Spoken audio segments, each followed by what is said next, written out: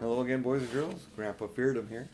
We're going to continue with The Lion, the Witch, and the Wardrobe. Chapter 9. In the Witch's House. And now, of course, you want to know what had happened to Edmund. He had eaten his share of the dinner, but he hadn't really enjoyed it because he was thinking all the time about Turkish delight. And there's nothing that spoils the taste of good ordinary food half so much as the memory of bad magic food. And he had heard the conversation and hadn't enjoyed it much either, because he kept on thinking that the others were taking no notice of him and trying to give him the cold shoulder. They weren't, but he imagined it. And then he had listened to Mr. Beaver. How he told him about Aslan, and until he heard a whole arrangement about meeting Aslan at the stone table. It was then that he began very quietly to edge himself under the curtain which hung over the door. For the mention of Aslan made him a mysterious and horrible feeling, just as it gave the others a mysterious and lovely feeling. Just as Mr. Beaver had been repeating the rhyme about Adam's flesh and Adam's bone, Edmund had very quietly turning the door handle, and just before Mr. Beaver had begun telling them about the White Witch wasn't really human and all, but half Djinn and half giantess, Edmund had gotten outside and into the snow and cautiously closed the door behind him. You mustn't think that even now Edmund was quite so bad that he actually wanted his brothers and sisters to be turned into stone. He did want Turkish delight, and to be prince, and later a king, and to pay Peter out for calling him a beast. And as for what the witch would do to the others, he didn't want her to be particularly nice to them, certainly not to put them on the same level as himself. But he managed to believe, or to pretend to believe, that she wouldn't do anything very bad to them, because, he said to himself, all these people who say nasty things about her are her enemies, and probably half of it isn't true. She was jolly nice to me, anyway, much nicer than they are. I expect she's the rightful queen, really. Anyway, she'll be better than that awful Aslan. At least, that was the excuse that he made in his own mind for what he was doing. It wasn't a very good excuse, however, for deep down inside him, he really knew that the White Witch was bad and cruel. The first thing he realized when he got outside and found the snow falling all around him was that he had left his coat behind in the beaver's house, and of course there was no chance of going back to get it now. The next thing he realized was that the daylight was almost gone, for it had been nearly 3 o'clock when they sat down for dinner, and the winter days wore short. He hadn't reckoned on this, but he had to make the best of it, so he turned up his collar and shuffled across the top of the dam. Luckily it wasn't so slippery anymore since the snow had fallen, to the far side of the river.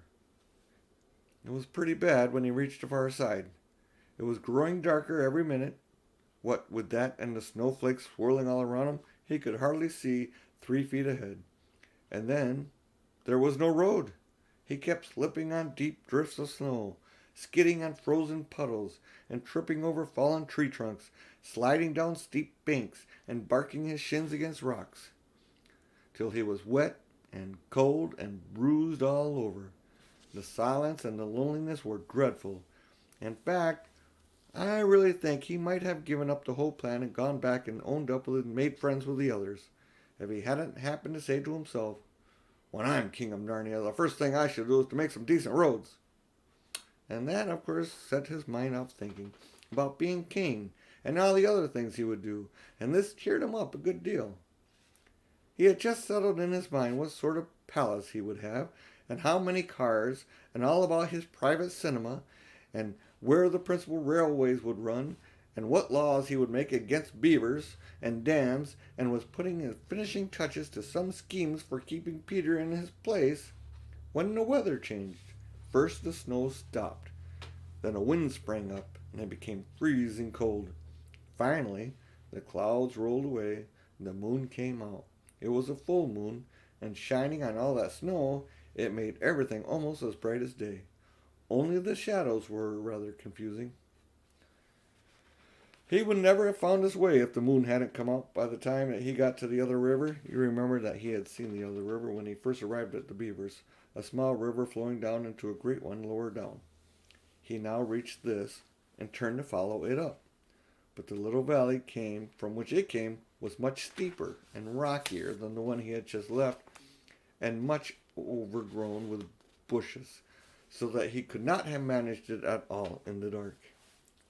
Even as it was, he got wet through and through, for he had to stoop under branches, and great loads of snow would come sliding off on his back.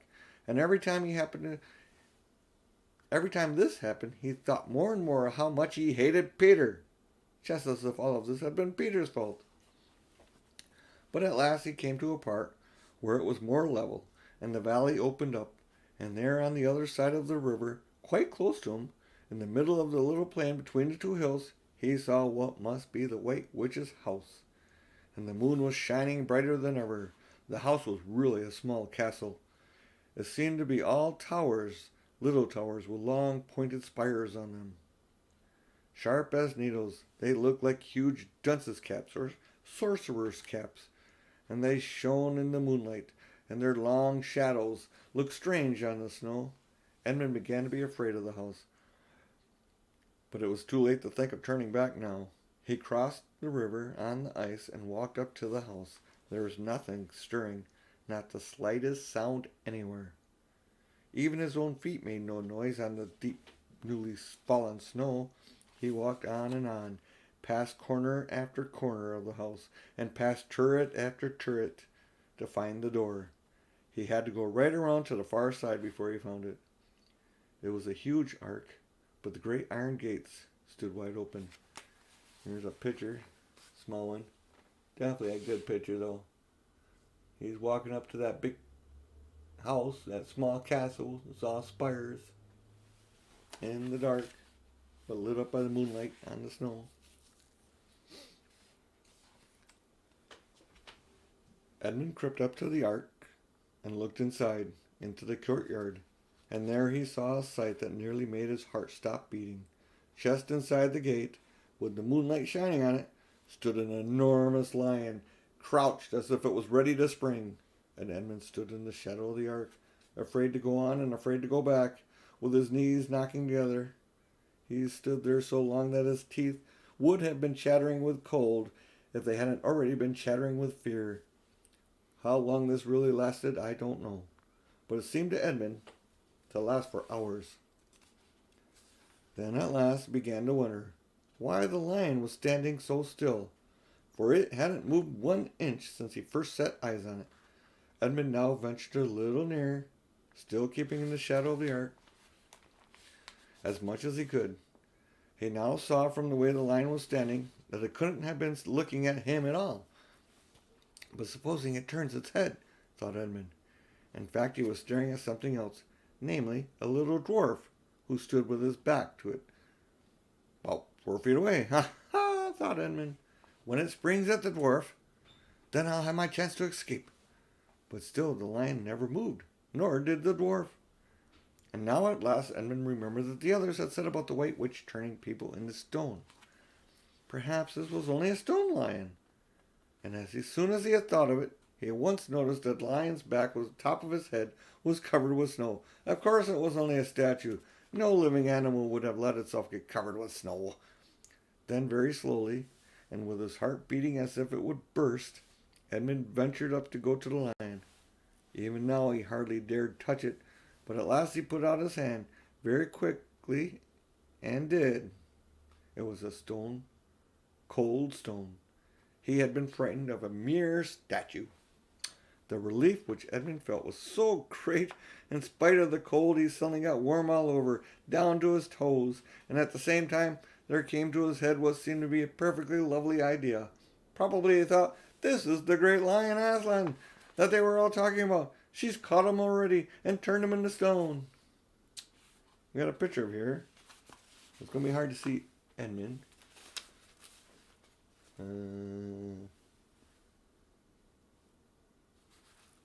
Edmund is this little thing right here. He's in the shadow of the ark. You can see the lion and other creatures spread around the courtyard.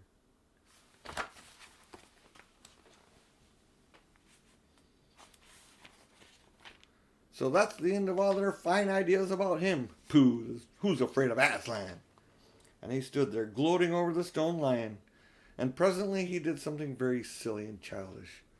He took a stump of lead pencil out of his pocket and scribbled a mustache on the lion's upper lip, and then a pair of spectacles on its eyes, and he said, "Aha, silly old Aslan, how do you like being a stone? You thought yourself mighty fine, didn't you?" But in spite of the scribbles on it, the face of the lion, stone beast, still looked so terrible and sad and noble, staring up at the moonlight, that Edmund didn't really get any fun out of jeering at it. He turned away and began to cross the courtyard. As he got into the middle of it, he saw that there were dozens of statues all about, standing here and there, rather than as the pieces stand on a chessboard when it's halfway through a game. There were stone satyrs, stone wolves, and bears, and foxes, and catamountains of stone. There were lovely stone shapes that looked like women, but who were really the spirits of trees. There was the great shape of a centaur, and a winged horse, and a long, lithe creature that Edmund took to be a dragon. They all looked so strange standing there, perfectly lifelike, and also perfectly still, in the bright cold moonlight, that it was eerie work crossing the courtyard. Right in the middle stood a huge shape like a man, but as tall as a tree, with a fierce face and a shaggy beard, and a great club on his right hand. Even though he knew that was only a stone giant and not a live one, Edmund did not like going past it. He now saw that there was a dim light showing from a doorway on the far side of the courtyard. He went up to it. There was a flight of stone steps going up to an open door. Edmund went up them. Across the threshold lay a great wolf. Can you see that? He's going up steps. And can you see the wolf? Putting the wolf and going up the stairway.